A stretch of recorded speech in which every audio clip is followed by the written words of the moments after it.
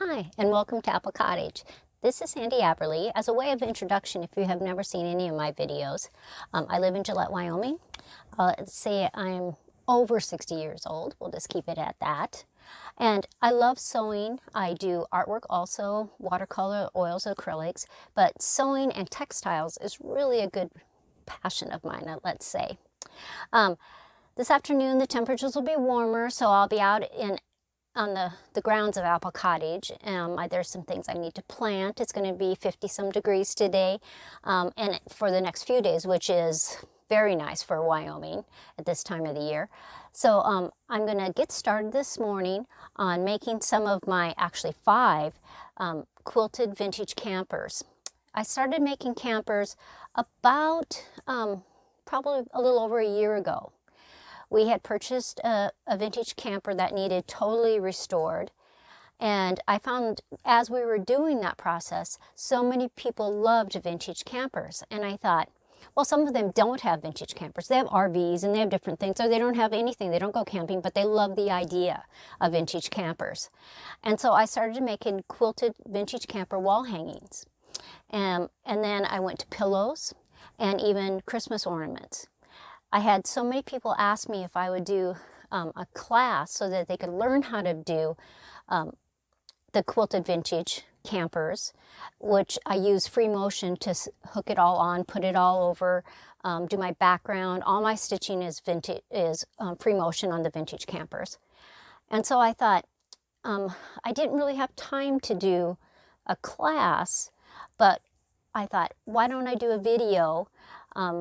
As I go along today, I will show you step by step. Some of the things I will just take photos and upload those so you can see the parts that I really don't think is necessary to actually see the video with, such as when I do the pattern.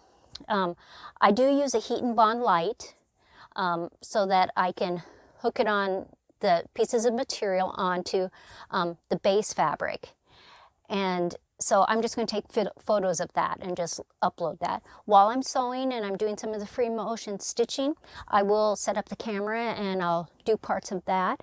And then we'll fast forward until I put it all together for the pillow. And then I'll show you the end product. So we're going to get started with the process, and I hope you enjoy yourself.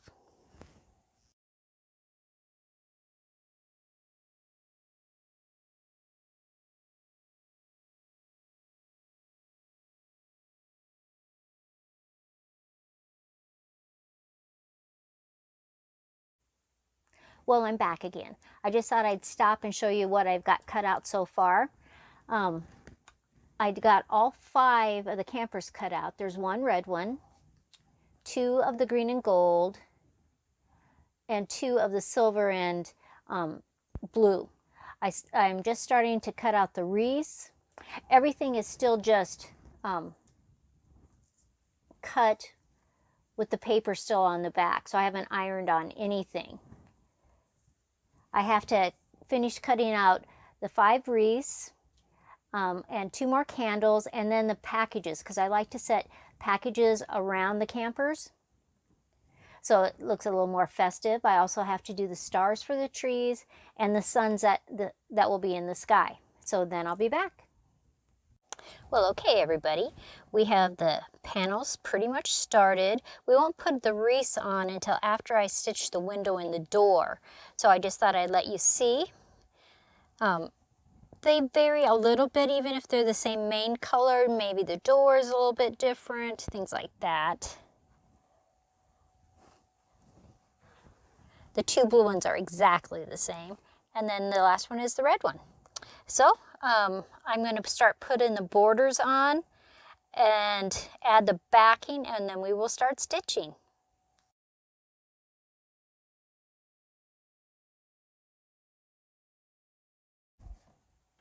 Okay, we're back. Now I've done the first border around all of my campers, and so I'm folding them over. I like to do a good press so it flattens it all out. Now I did make some of the borders 3 inches and some of them 2 inches because I'm going to do a couple different size pillows. So what I'm going to do next is I'm going to take a matching fabric and I'm going to pin it along here. I'm going to take one on top and I'm going to pin it again. I'll place a few pins, and I always place a pin if there's a seam so that the direction is correct when I'm sewing and it doesn't go backwards. So I'm going to put a second border around all of them and I'll be back.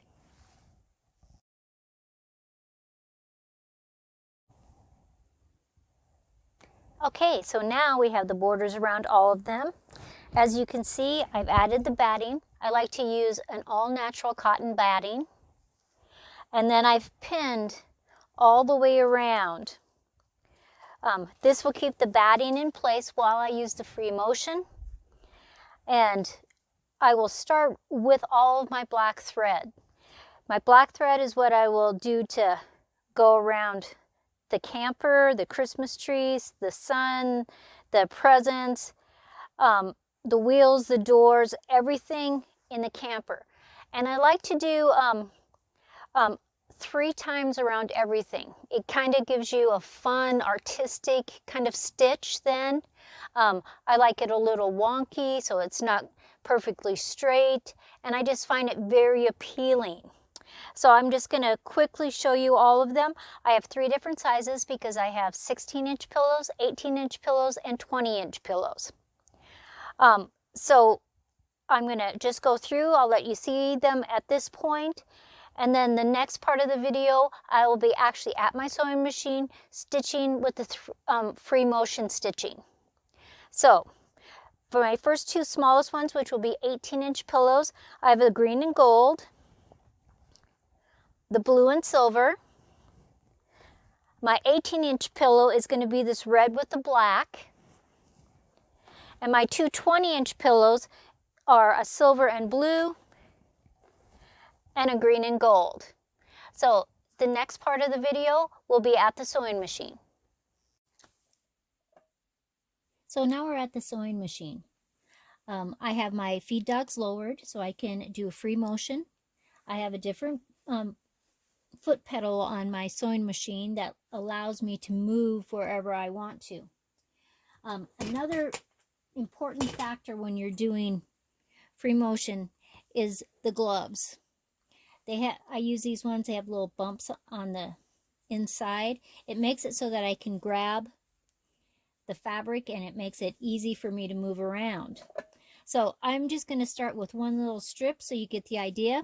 I do 3 times around of everything that I do because I want that kind of artistic look. I'll do a couple up and downs and then I'll begin to move. I really don't want it completely straight. I like the idea that it looks very sketched.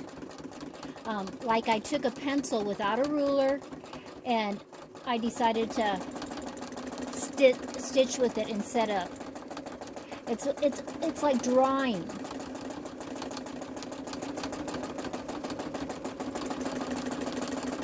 So I'm going to go around this 3rd time, then I'll stop the sewing machine.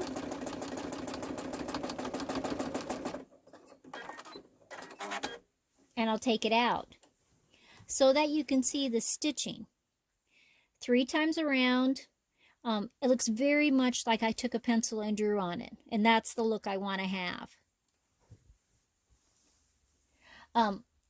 Then I'm just going to start, and I'm going to go around the outside of the camper. I'll do that, and then I will stop again to show you. But see, with these gloves, you can easily move your stitches any direction that you want. Sometimes you might have to stop, lift your foot up, turn. It's not a problem.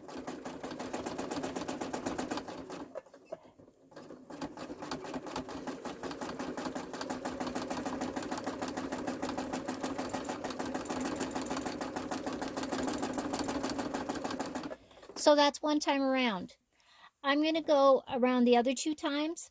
I'm going to sketch the door, the windows, around the wheel, and then we'll come back again. So I'm just finishing up on going around the camper.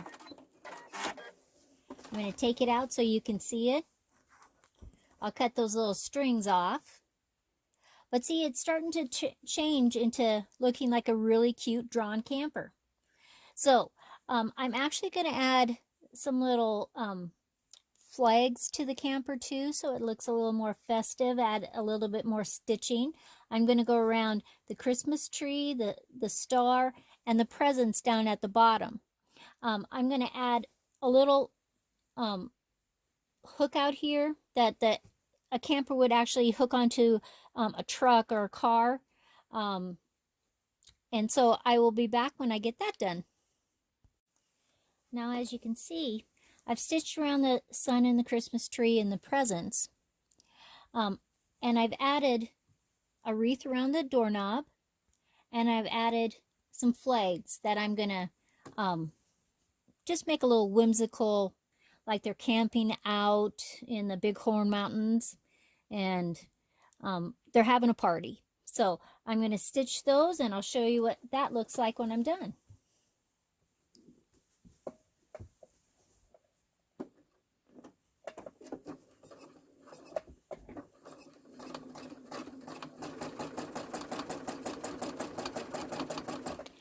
I'm stopping. I forgot to put my gloves on.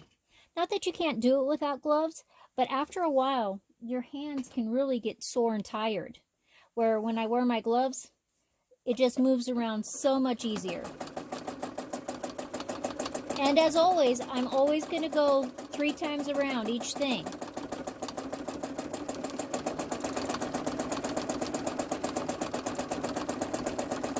I'm going to attach it onto the little awning and then go around the rest of these flags.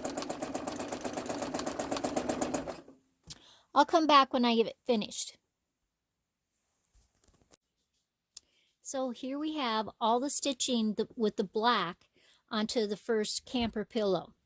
I did say earlier that this was an 18-inch pillow, but this in the small blue one is a 16-inch pillow.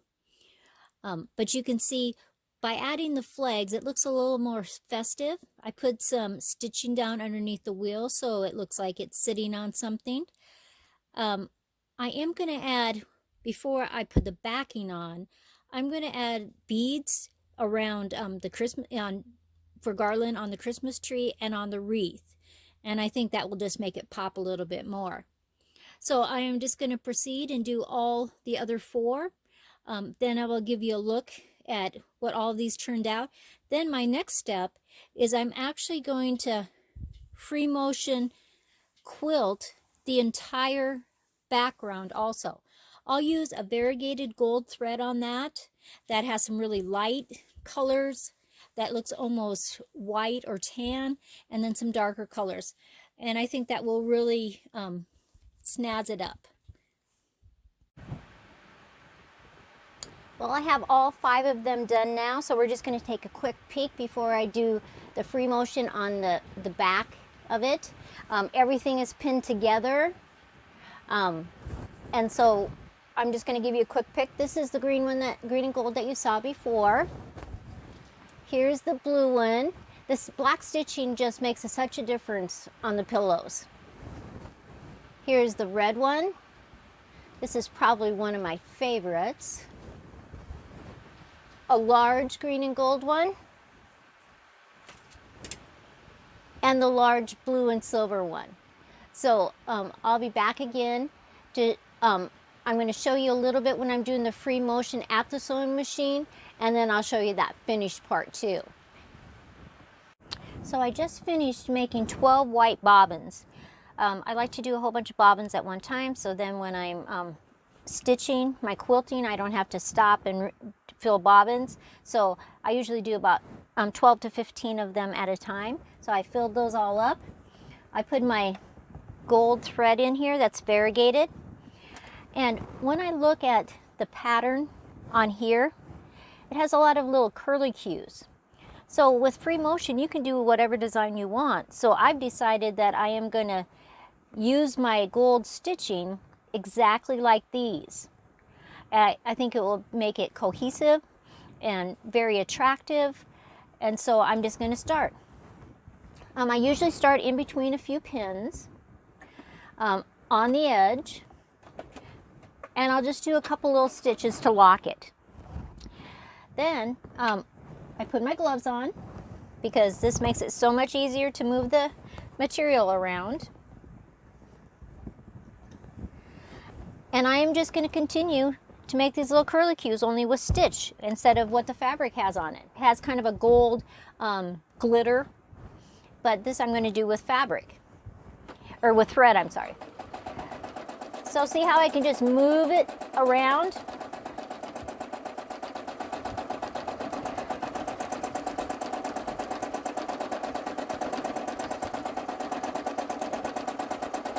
And I can do all kinds of different sizes.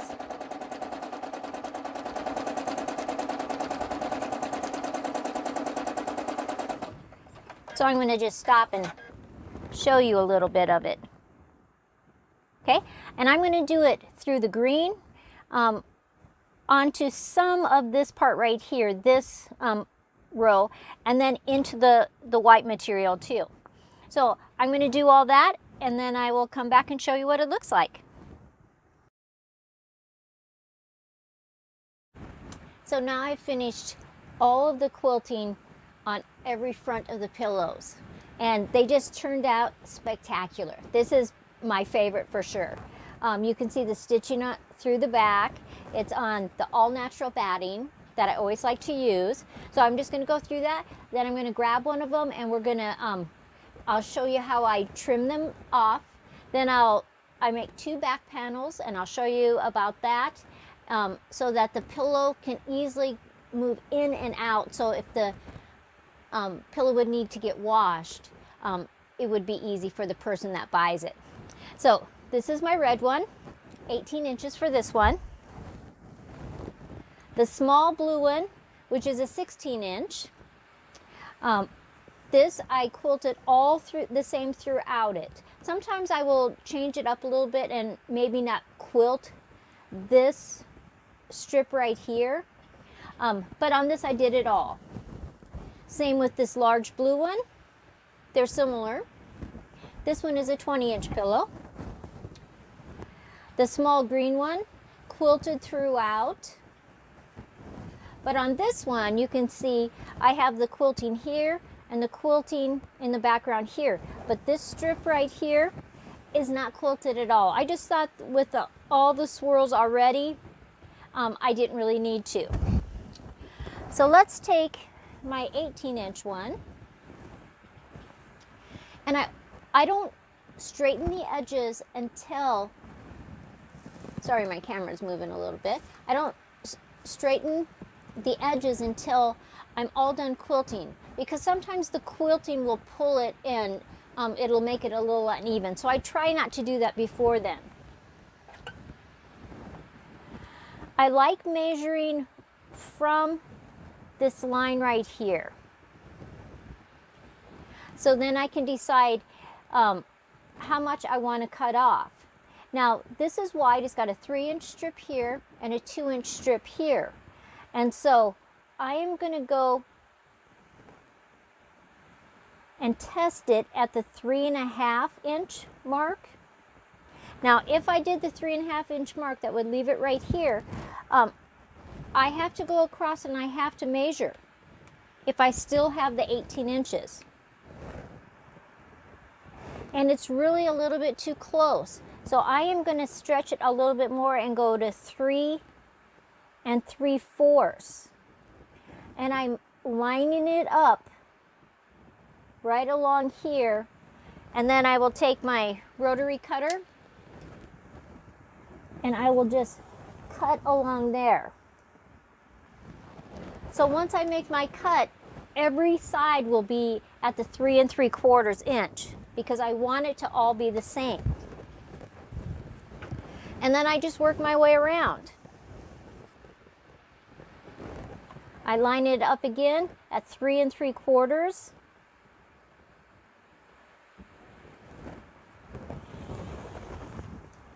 and I'll take that off. Turn it again. Line it with 3 3/4. It's always good to be careful. You don't want to change that up a little at all. And I really try to make it the line close to the corner and close to the corner. If there's any variation, I'm okay with that because it's quilted, and my stuff, I love being whimsical. So for you out there that are precise quilters, this will probably drive you crazy, but I like the whimsical look. So I'm lining it 3 3/4, 3 3/4.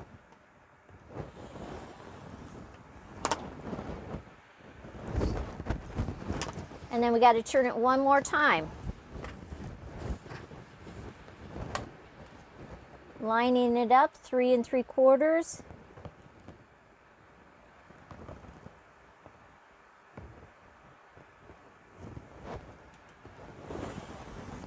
Now I use a 1/2 inch seam allowance usually, so it just works good for me. I like it on my sewing machine, but it makes just a beautiful edge then. It's just going to take it in a little teeny bit on each side. So when I measure across, right now I'm at about 18 1/4.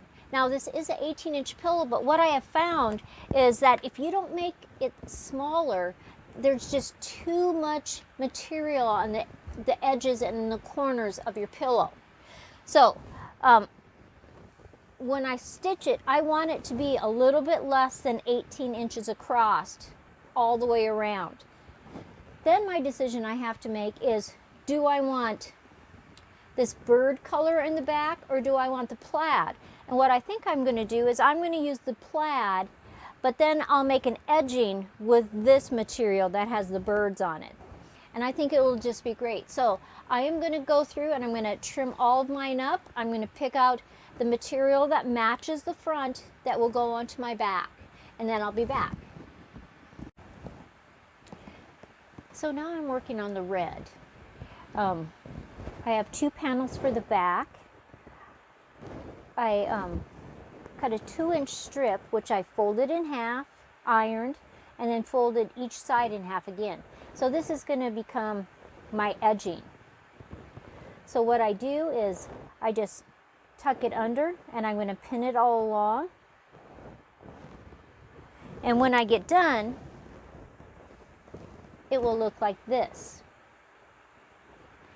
Then I will have 1 panel on one side, 1 panel on the other, and they'll overlap so that the pillow can get just placed right inside. I'll stitch that all together and then I can put the pillow in. So I will be back. Now after it's all stitched, I'm just taking the edges and I'm cutting the corners so that when I turn it over, it has a better point. And so I just poke it with my finger. Sometimes I'll use a little bone meal, I'm not really sure what they call them.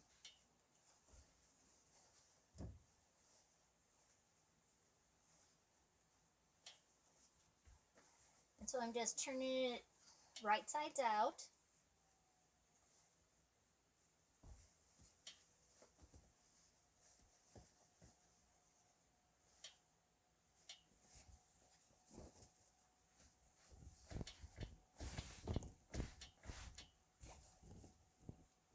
So there it is.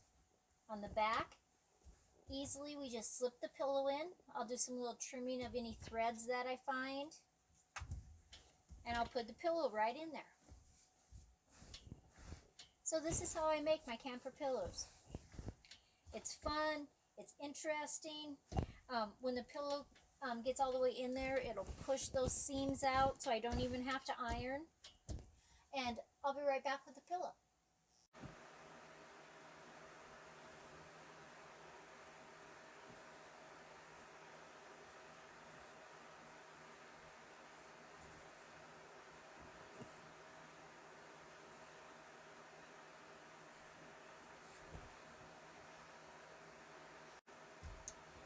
So now with the panel all done, I'm ready to attach the back.